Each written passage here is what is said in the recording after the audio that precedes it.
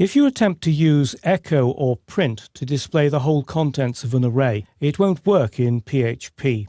In this page, an array has been created above the doc type on lines 2 and 3, and on line 15, echo is being used in an attempt to display the contents of the array. Let's see what that looks like in a browser.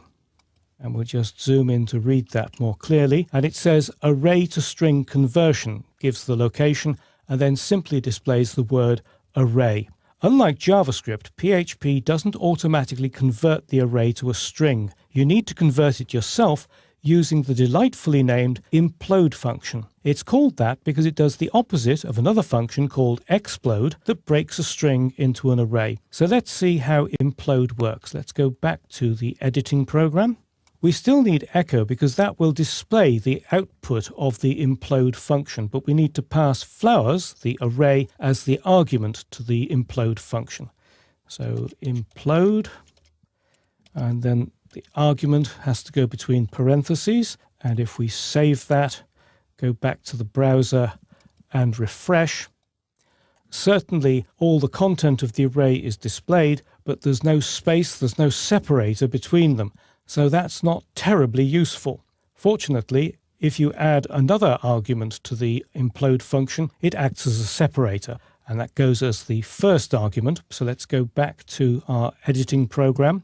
And in front of flowers, we need to add a string as an argument. The string will consist of a comma and a space. So we need the closing quote there, and then a comma to separate the two arguments.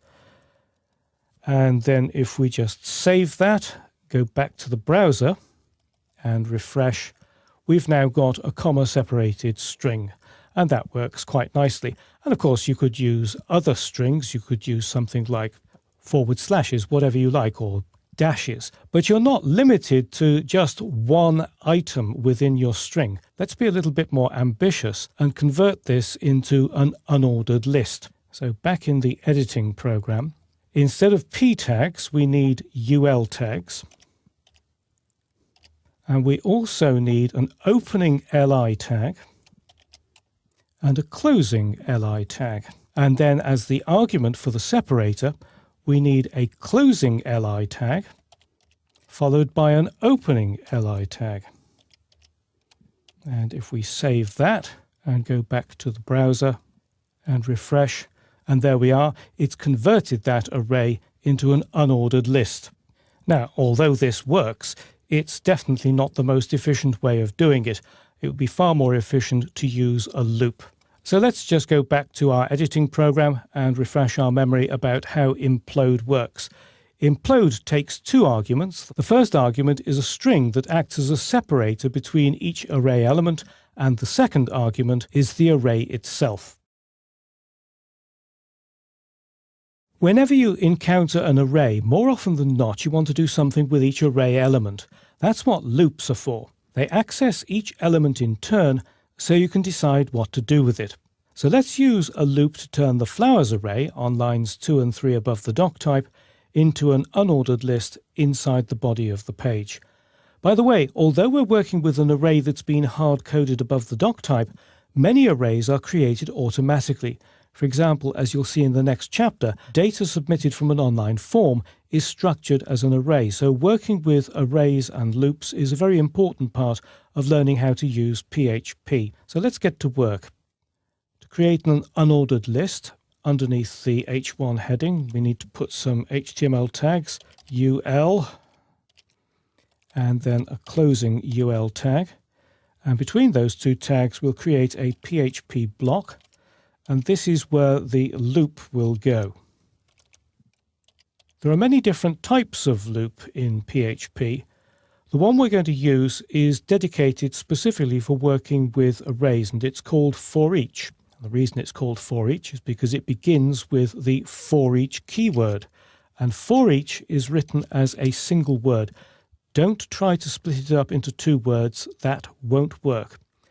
And the condition that controls the loop goes in parentheses, and the first part of the condition is the name of the array that you want to loop through, and the array is called flowers. And then you need to create a temporary variable that represents the value of each array element as you go through the loop. And you do that using the as keyword. As is case insensitive, but to indicate that it is a keyword, I'm going to put it in uppercase. And then you can use any name you like for the variable, the temporary variable, but it often makes sense to use something that tells you what you're actually looking at. Our array is an array of flowers, so let's use flower as the temporary variable.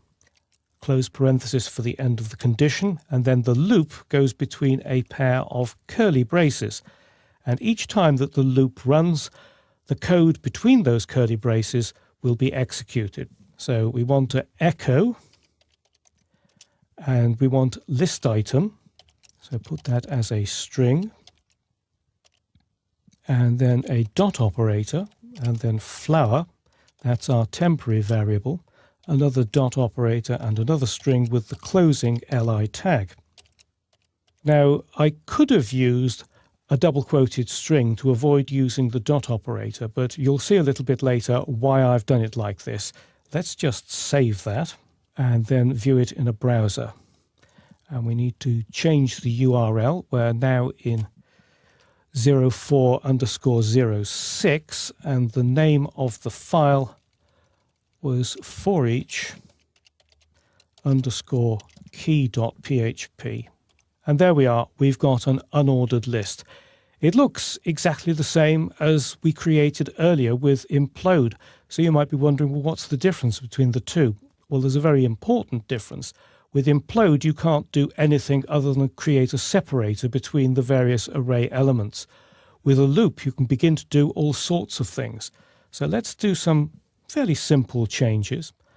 This is why I used the dot operator, because I want to pass flower to a function. And the function I'm going to use is called UC_first, which makes the first letter uppercase. This is one of the many string functions that you will find in PHP. So if I now save that, go back to the browser and refresh it, we now have an uppercase letter for each of those elements. So we're beginning to work with our elements inside the loop. Now we can do a couple of other things. Let's say you want to miss an item out. So add inside our loop a condition. We'll use an if condition. Condition between the parentheses will be if flower, that's our temporary variable, equals daffodils. We need to make this lowercase because it hasn't been changed yet. It will have been changed by the UC_first in the next line. So daffodils, and then some curly braces for our conditional statement. If flower equals daffodils, let's omit it. So we use the keyword continue. And if we save that and go back to our browser and refresh it, notice that daffodils is the third item there. It's now disappeared. What happens when you use continue is that the loop stops at that particular point, doesn't go any further, and goes back up to the next iteration of the loop. And if we wanted to break out of the loop, well, there's another keyword for that, and guess what it's called? It's called break. So let's use that, and what we're going to do is we'll have another if statement, and if flower equals orchids. Again, I'm using lowercase because the result of UC_first isn't captured, so orchids will still be all lowercase. And here we will then have break. And notice when I say equals, inside a condition, of course, equals is two equal signs, not a single equal sign. If you use a single equal sign, that assigns the value to that temporary variable, so it will always be true. You need the two equal signs to make sure that the two values are equal. But we've now put in break, so if flower equals orchids, it will break. But I've put it after the echo line, so you should still see orchids when we refresh the page, but it'll stop after orchids.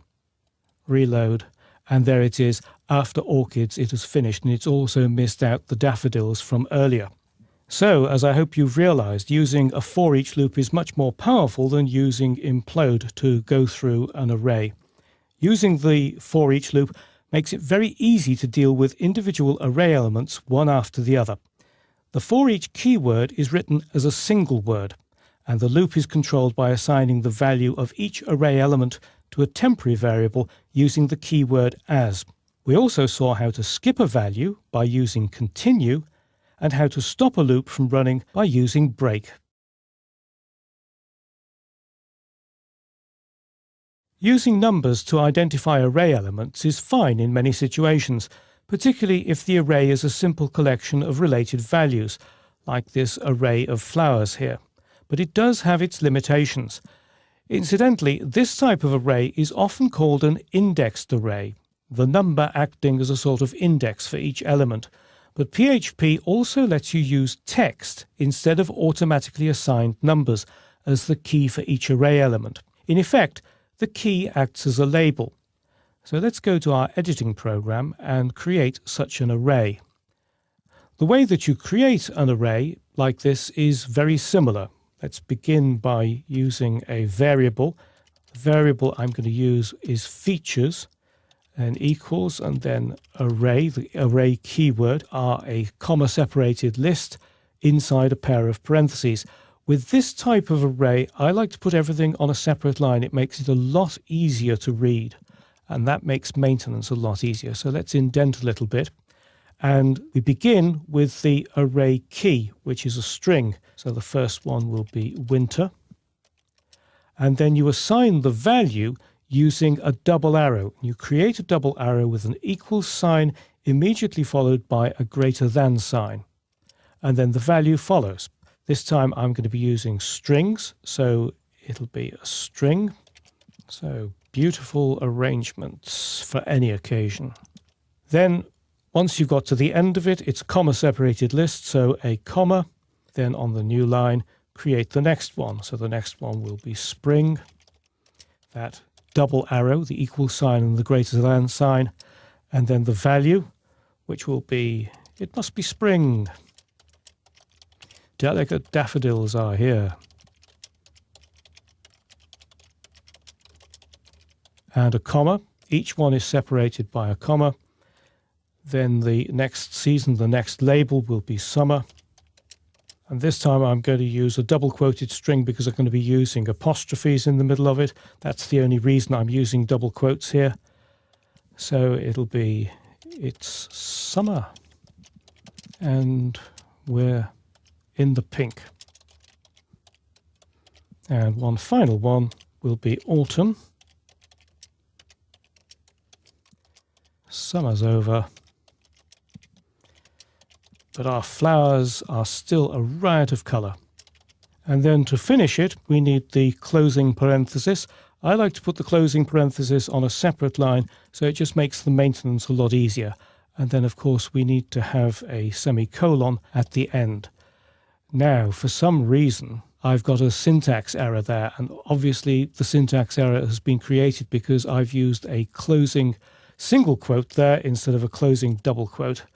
That's one of the great advantages of using an editor that has got syntax highlighting, syntax coloring, because it immediately alerts you to that type of problem. So I've now got my new array. This type of array is called an associative array. I've used the array keyword and parentheses. If you're using PHP 5.4 and later, and that's available on your remote server, you can replace the array keyword and the parentheses by a single bracket like that, a square bracket, and a closing square bracket like that.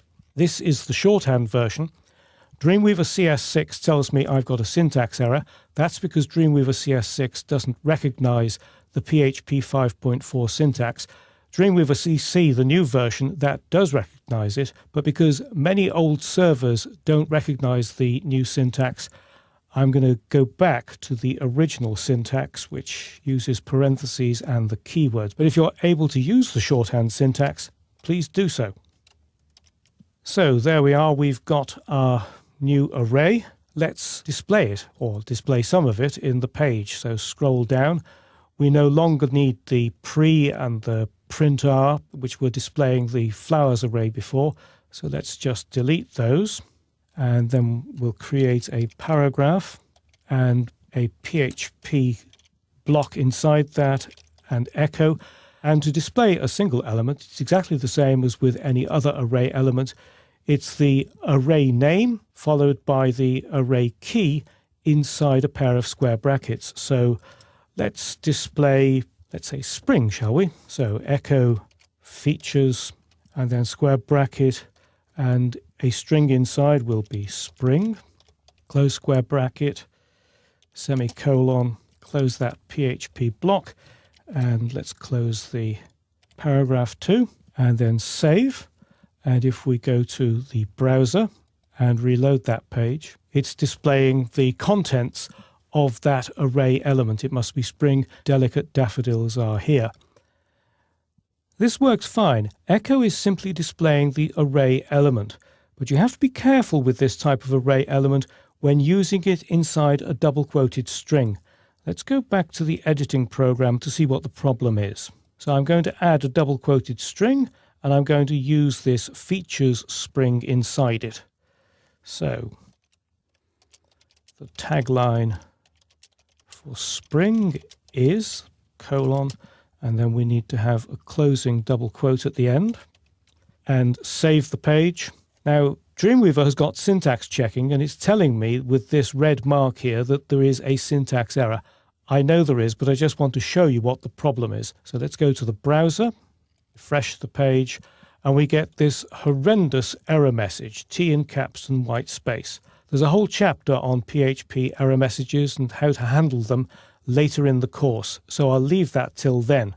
Let's just go back to our editor, and the way that you get around this problem, if you want to use this type of array element in a double quoted string, what you need to do is to wrap the variable in a pair of curly braces. So a curly brace before the $sign and a closing curly brace after that closing square bracket. And then if we save that and refresh the browser, all should be fine, and indeed it is.